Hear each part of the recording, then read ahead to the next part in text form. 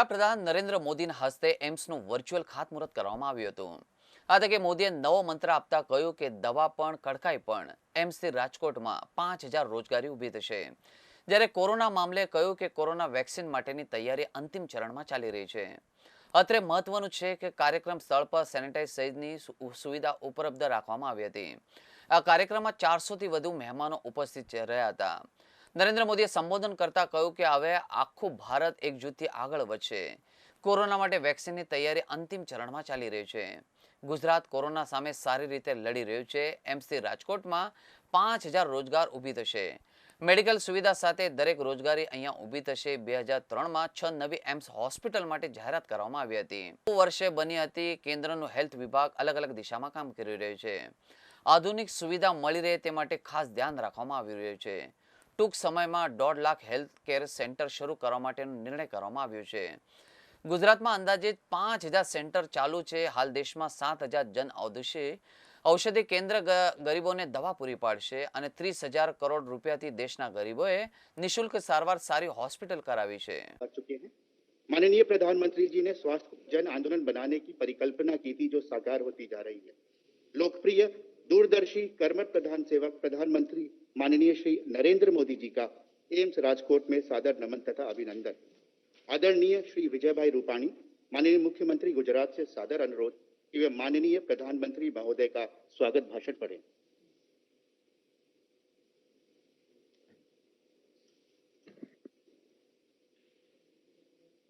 आज के इस कार्यक्रम में उपस्थित भारत के कोटि कोटि जनता के हृदय सम्राट हमारे प्रधानमंत्री आदरणीय नरेंद्र भाई मोदी जी,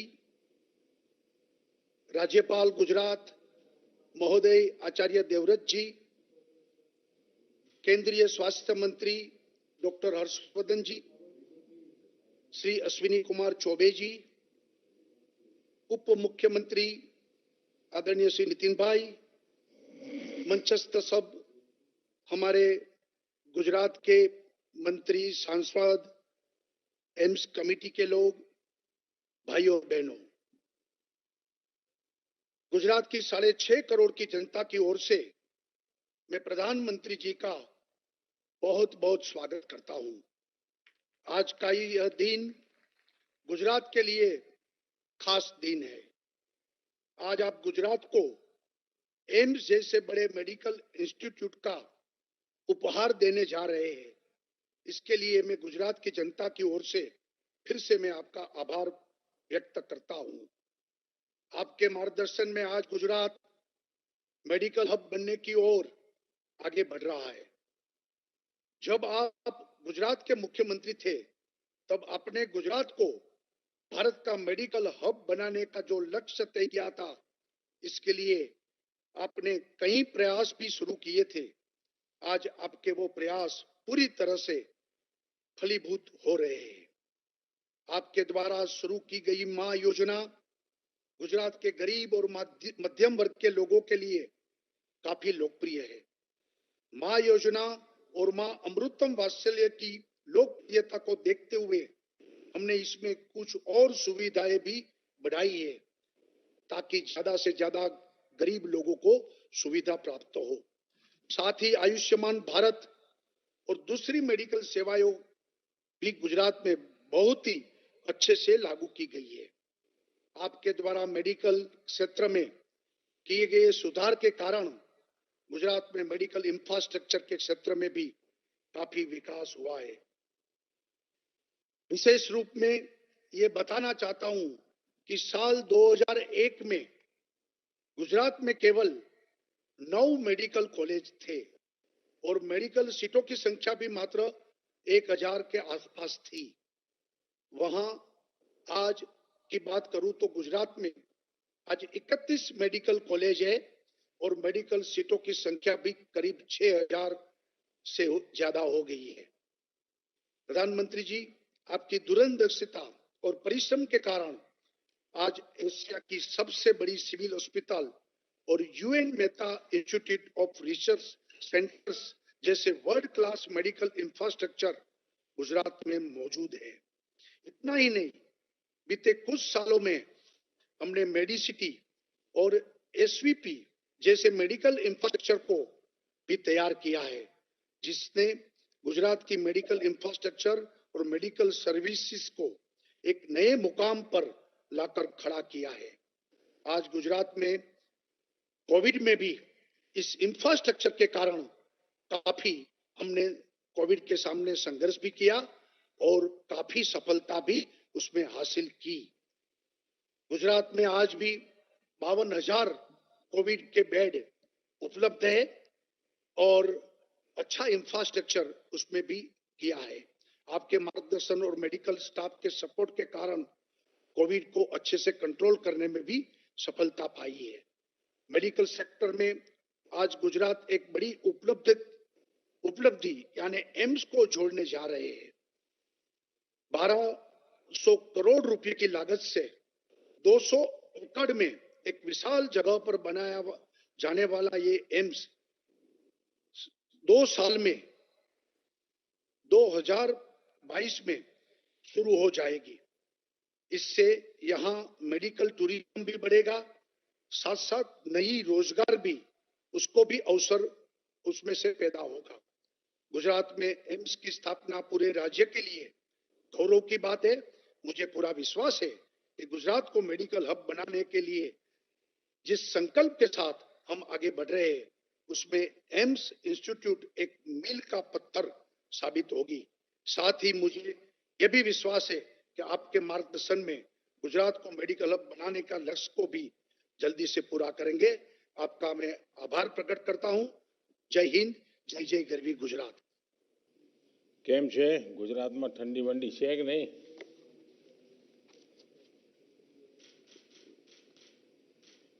गुजरात के राज्यपाल आचार्य देवव्रत जी,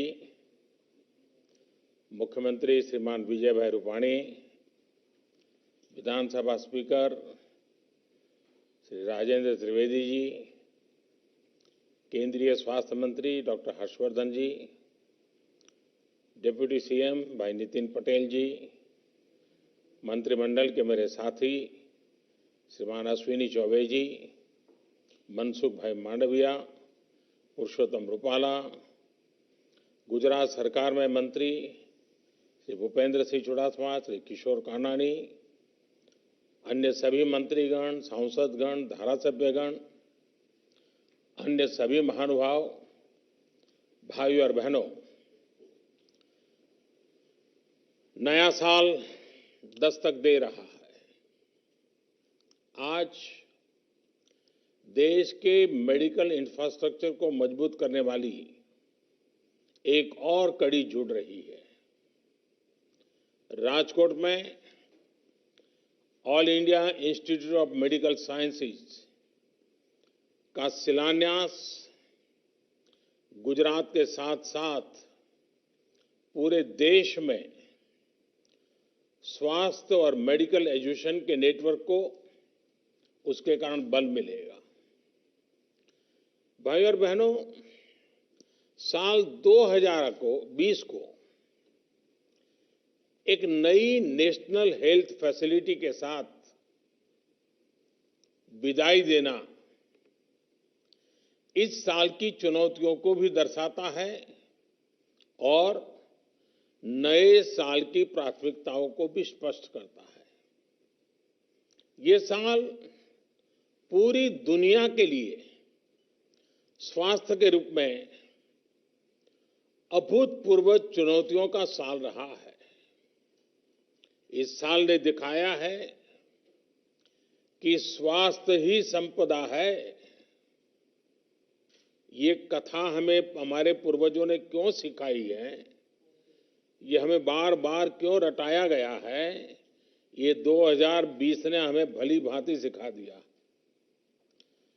स्वास्थ्य पर जब चोट होती है तो जीवन का हर पहलू बुरी तरह से प्रभावित होता है और सिर्फ परिवार नहीं, पूरा सामाजिक दायरा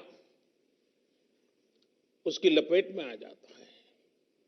और इसलिए साल का यह अंतिम दिन भारत भारत के उन लोग लाखों डॉक्टर्स,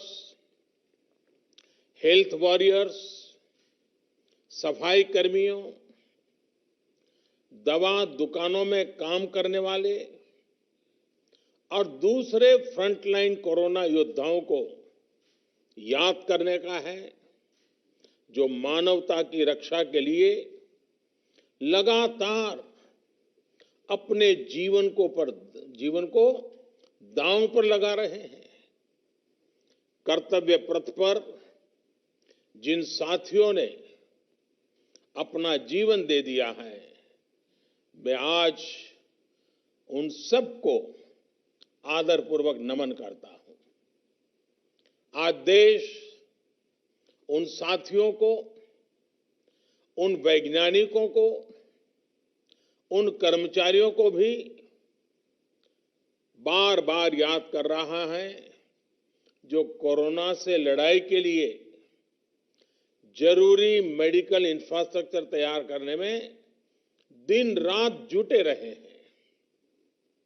आज का दिन उन सभी साथियों की सराहना का है, जिन्होंने इस मुश्किल दौर में गरीब तक भोजन और दूसरी सुविधाएं पहुंचाने में पूरे समर्पण के साथ काम किया। इतना लंबा समय, इतनी बड़ी आपदा, लेकिन ये समाज की सामूहिक संगठित ताकत, समाज का सेवा भाव, समाज की संवेदनशीलता, उसी का नतीजा है कि देशवासियों ने किसी गरीब को भी इस कठिनाई भरे दिनों में रात को भूखा सोने नहीं दिया। ये सब नमन के पात्र हैं, आदर के पात्र हैं। साथियों, मुश्किल भरे इस साल ने दिखाया है कि भारत जब एकजुट होता है तो मुश्किल से मुश्किल संकट का सामना वो कितनी प्रभावी तरीके से कर सकता है। भारत ने एकजुटता के साथ जिस प्रकार समय पर प्रभावी कदम उठाए, उसी का परिणाम है कि आज हम बहुत बेहतर स्थिति में हैं। जिस देश में 130 करोड़ से ज्यादा लोग हों, घनी आबादी हो, वहां करीब करीब 1 करोड़ लोग इस बीमारी से लड़कर जीत चुके हैं।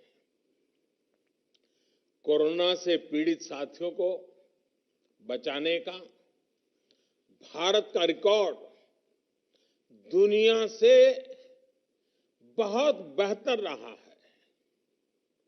वहीं अब संक्रमण के मामले में भी भारत लगातार नीचे की तरफ जा रहा है। भाइयों और बहनों, साल 2020 में संक्रमण की निराशा थी, चिंताएं थी, चारों तरफ सवालिया निशान थे। 2020 की वो पहचान बन गई, लेकिन 2021 इलाज की आशा लेकर के आ रहा है।